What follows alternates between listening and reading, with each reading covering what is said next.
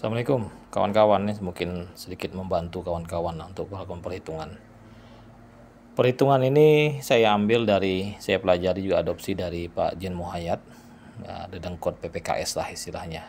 Cuman di perhitungan kita kali ini kita akan memprediksi dengan produksi per hektar per tahun sekitar 40 ton.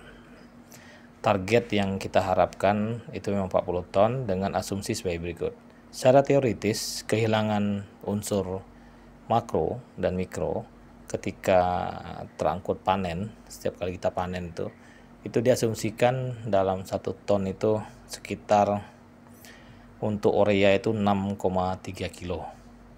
Kalau KCL itu sekitar 7,3 kilo. Ini asumsinya. Kemudian kalau SP36 itu sekitar 2,3 dan Keserit itu sekitar 4,9. Kita asumsikan produksi yang kita ingin capai itu sekitar 40 ton. Maka oleh karena itu, nah ini perhitungan 46/54 ini persentase vegetatif dan generatifnya. Ini memang sudah ada hitungannya.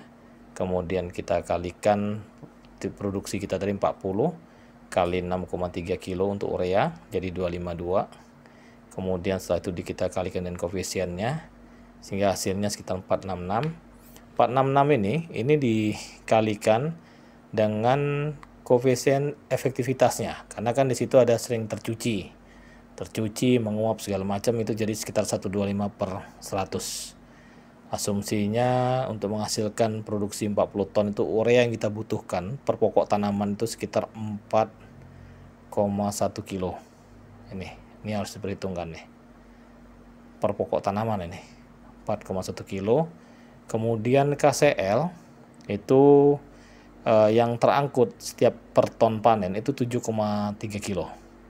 Oleh karena itulah setelah dihitung dengan koefisien yang ada, maka kita butuh sekitar 4,8 kilo untuk melakukan pemupukan menggunakan KCL per pokok. Kemudian untuk SP fosfatnya tadi itu untuk terangkut per ton itu sekitar 2,3. Oleh karena itu kalau kita ingin menghasilkan tadi hasil sesuai, maka kita butuh sekitar 1,5 kg per pokok. Kemudian untuk keseritnya kita butuh sekitar 3,2 kilo. Ini itu hitungannya. Kalkulasi total sekitar 13,5 kilo ini.